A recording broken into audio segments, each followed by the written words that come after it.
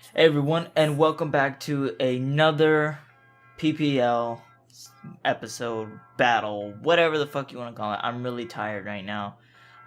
It's really late. I spent the whole day seeing my nephew, and I got the battle done earlier today.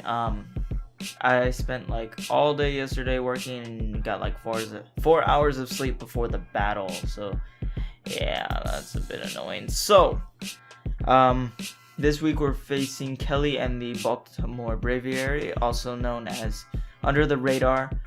He's pretty good. He definitely does have type matchup against me in this match. I just have to play my cards right, hope that my team building works out, and spoilers that there's not much hacks. But anyways, let's get the match started because I decided to lead off with my, I believe, either Rotom or Gardevoir, one of the two. Okay, now we're getting on to the match. Sorry guys. So I decide to lead off with my Rotom. He leads off with his Mega Manectric, trying to get the Mega off right off the bat. I'm Choice Scarf, so I'm going to outspeed him, get some damage. I could have gone for an Overheat, and Volt Switch wouldn't have done very much to me, but I can just go straight into Goodra and take this hit. He goes into Fortress, and I don't know why, because he knows I have Flamethrower, and he has Sturdy, so he gets his rocks up. I swap out into my Low-Tech fearing the Custap Berry, what the fuck, Explosion, because that would still hurt my Goodra a lot. And then I just take him out with my low tick. I go for Scald on this Miltank. He starts setting up curses.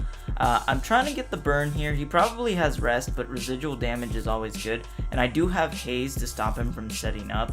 And I want him to set up just a little bit, thinking I don't have haze. And here's where I go for the haze. This is a fairly quick match. It's on Showdown, by the way. So he goes for another curse. I go for the Toxic. He goes for the return, and I just kind of chew it up, and the toxic damage kind of is gonna rack up. He's probably gonna go for another curse here. No, he goes for rest, gets rid of the toxic damage, and he has sleep talk. I go for haze to get rid of that. The stat changes as he gets another curse up with his Miltank. I decide to swap out into my Mandibuzz. As he goes for a return, and that does a decent amount of damage because I am specially defensive. He goes into his Azumarill as I go for the Defog because I want the hazards out of here because he can't set them up anymore. Now he over predicts and goes for a knockoff here. I mean, it's fine for him because he gets rid of that. Now I bring Goodra and he swaps out into Amoonguss as I go for Thunderbolt. I get the para here. Now this para matters a lot later in the game. And here I go to Mandibuzz. He goes for the Toxic, predicting that, knowing that Mandibuzz and my Goodra are good swap-ins for this. And I go into Gardevoir here, get Regenerator off. He gets paralyzed. He told me after the game he went for Sludge Bomb there, and that would have done a lot of damage to me. As I go for the Psyshock, he brings in his, what the hell is it? Momola as I go for a Thunderbolt, and it shows me that he's especially defensive after he takes a Thunderbolt, and I just predict that and go for a Moonblast as he swaps out. And I can pretty much take any hit with Goodra on this Mega Manectric as he's just trying to get damage off on me as I go for the Flamethrower. That does a decent amount of damage to Miltank, but I'm Choice Spec, so I can't do anything.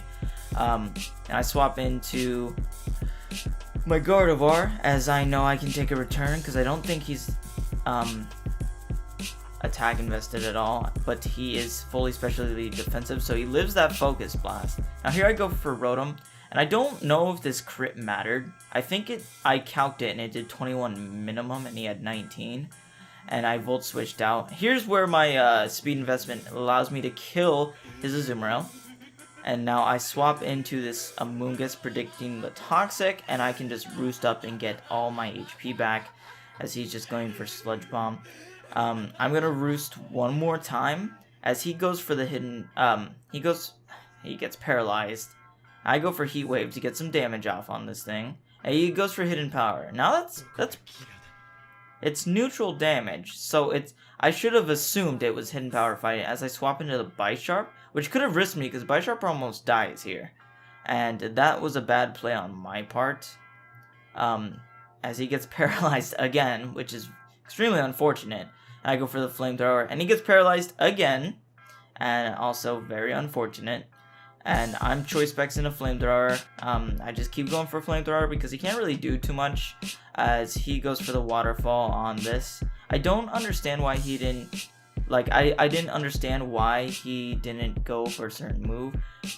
Here's where it played a little bit badly. He went for Mirror Coat as he knocked off my choice specs, and I couldn't kill him. So it was a bad play on my part. I could have kept Goodra in and gone into this thing. Now I bring in Bisharp as he goes into Alamola. I just go for the knockoff to take out this, and it turns out he was Assault Vested, and that's why he tanked so many special hits. As he goes for the hidden power, I swap into Mandibuzz. Now here I have Mandibuzz in because I need to lower this Amoonguss down low enough to where an overheat, which does 67% to a specially defensive Amoonguss, and I need to be able to take it out. So I go for the U-turn. It brings him down to, I think, 57 or 55, and now brings him up to 66, and I go for the overheat, and it doesn't miss, so I'm able to kill here, and that's the game. So a 4-0 in my favor. Unfortunately, Kelly got hacked quite a bit in this game. I do apologize to Kelly for that, but that's kind of the game. That's kind of how Pokemon is sometimes. Kind of screwed him over, I guess, because he spammed Paralyze T-Wave on Jack last week and Body Slam. I was really surprised to see that Togekiss wasn't there, but I guess he didn't really need it since he had the Azumarill, which did tons of work to my team. Like, he completely destroyed my team. But I feel like letting the Fortress go that early was probably a really bad idea. I don't know why he brought it in on my Goodra like that. It's probably better to set up Fortress on maybe Bisharp or even my Lotic, because I couldn't have really done much. But with Gardevoir, with Rotom, with Mandibuzz, and with Goodra, I don't think that was a good play on his part.